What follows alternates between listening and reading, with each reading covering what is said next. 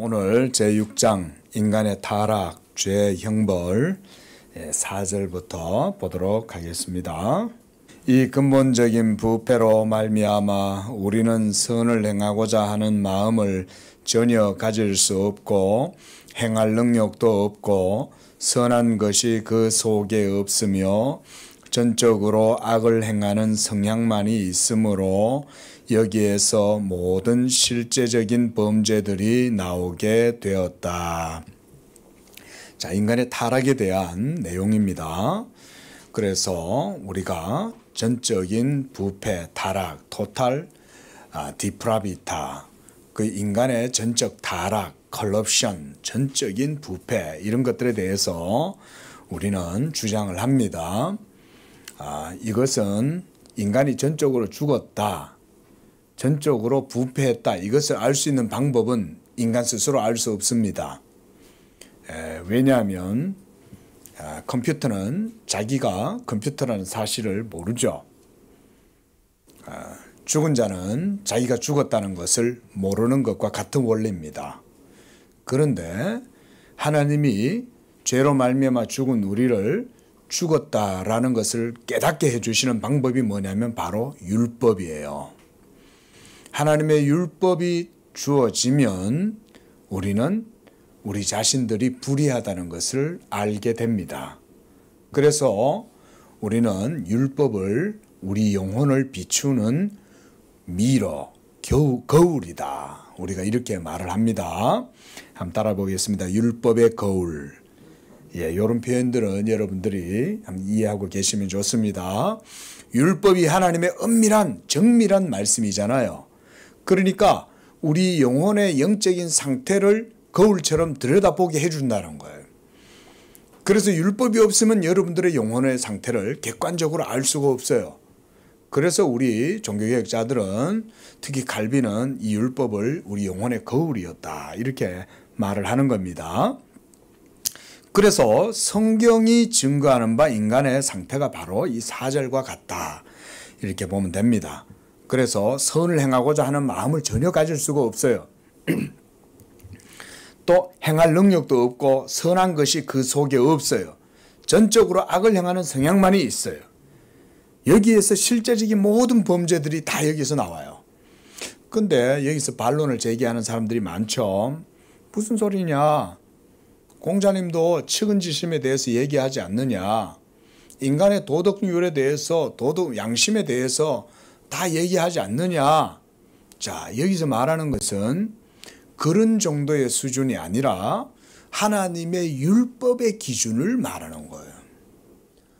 진정한 생명과 의, 자유, 여러분 이런 것은요, 우리 인간의 개념을 넘어선 하나님의 개념이어야만 우리에게 합당합니다.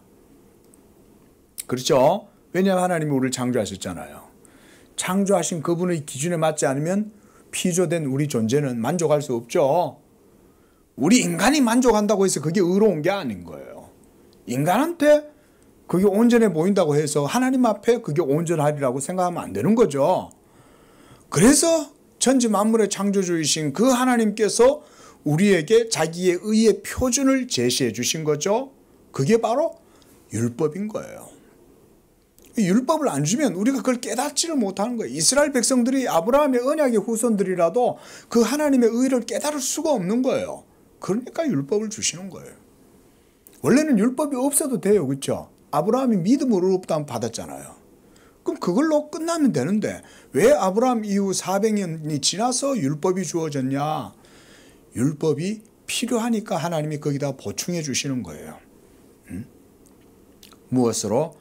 아브라함의 언약을 굳건하게 해주기 위한 지지대로 주시는 거예요. 지지대.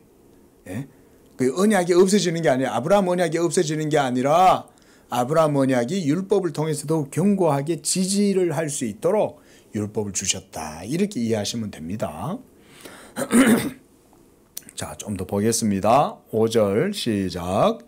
이러한 본성의 부패는 이 세상을 사는 동안에 중생한 사람들 안에도 남아있다. 그리고 그 부패함이 그리스도를 통해서 용서받고 억제되고 있다 할지라도 본성 자체와 본성에서 비롯되는 모든 행동들은 참으로 그리고 완전히 죄인 것이다. 자, 이번에는 거듭난 사람, 예수 믿는 사람을 얘기하는 거예요. 그래서 이런 본성의 부패가 중생한 사람에게도 남아있다는 겁니다. 그래서 우리는요, 남아있는 죄의 교리가 있습니다.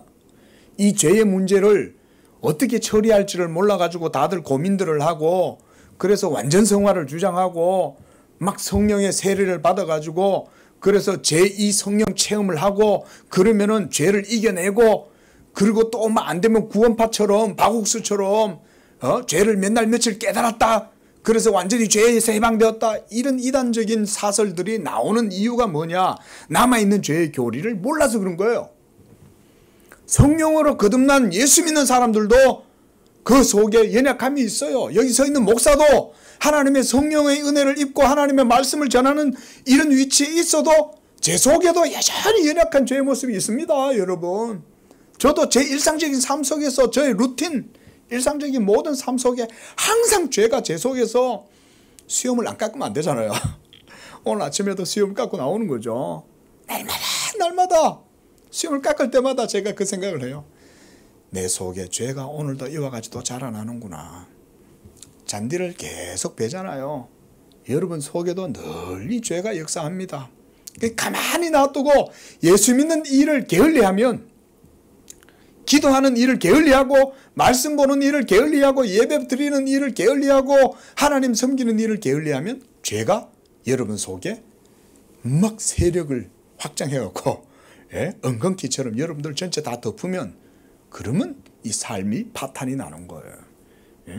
그래서 항상 우리가 이 여러분 속에 남아있는 이 죄의 문제를 예수 그리스도를 믿는 과정 속에 계속적인 그리스도의 은혜, 계속적 중보의 효력 속에서 여러분들이 이 죄를 날마다 이기고 나아가는 거예요. 자, 그리고 그 부패함이 그리스도를 통해서 용서받고, 그렇죠? 오늘도 죄를 지었어요. 그래서 주는 미쁘시고 의로우사 우리의 죄를 고백하면 우리의 죄를 용서하신다 그러잖아요. 그러니까 날마다 우리가 복음의 은혜를 붙들고 나아가야 되는 거예요. 날마다. 예?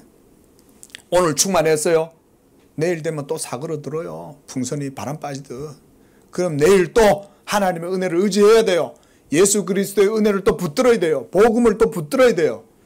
그래서 나는 날마다 죽노라, 이 신앙 고백을 하면서 자기를 부인하면서 그리스도의 은혜를 배워가고, 그리스도의 은혜 안에서 자기 자신이 점점 온전한, 한마디로 묵은지가 돼야 되는 거예요. 우리는 묵은지.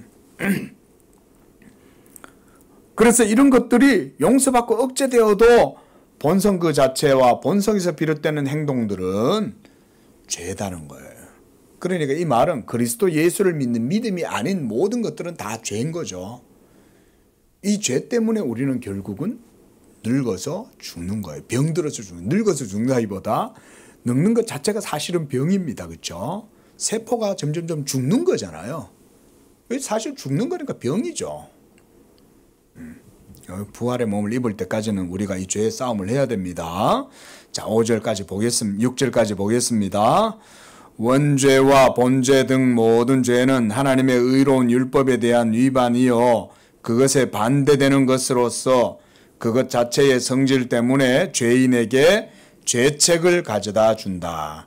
그 죄책으로 말미암아 죄인은 하나님의 진노와 율법의 저주를 받게 되며 그리하여 사망을 당하되 동시에 영적, 육체적 그리고 영원한 모든 불행들을 아울러 당하게 된다. 이게 바로 원죄 아래에 있는 사람들의 실존적 삶입니다.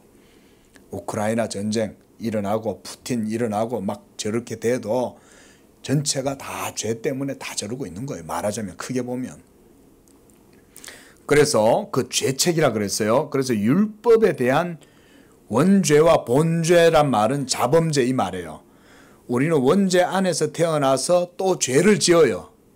그래서 그 자범죄 이 모든 것들은 다 하나님의 율법에 대한 위반이요 율법을 반대하는 거기 때문에 그 율법의 기준에 의해서 죄책을 당하는 거죠. 그렇죠? 죄책을 지는 거잖아요. 예? 우리가 국가에 법이 있으니까 그 법을 어기면 그 죄를 묻잖아요. 법이. 그게 죄책이죠. 그리고 그 죄책으로 말미암는 하나님의 진노, 그리고 율법의 저주, 이 공의의 판결이죠. 그게 저주죠. 그래서 사망을 당하고 영적, 육체적, 영원한 모든 불행을 아울러 당하게 된다. 악순환의 계속적인 반복 속에 벗어나지 못하죠. 우크라이나가 예전에 뭐 핵을 포기했다 그러잖아요. 예? 독립을 하면서. 그러면 좋을 줄 알았죠. 그게 선한 거라고 생각했겠죠. 그런데 어떻게 됩니까? 인간들의 세계에 일어나는 모든 순리와 이치에 따르면 그거는 지금 와서 보면 또 잘못된 판단이었다. 이런 식으로 또 주장을 하지 않습니까? 그러면 역으로 만약 그때 핵을 가지고 있었다. 그럼 그건 또 선하냐? 이런 게 악순환의 반복이라는 거예요. 절대 벗어날 수 없습니다. 핵을 가지고 있어도 문제고 안 가지고 있어도 문제인 거예요. 네? 자, 여기까지 하겠습니다.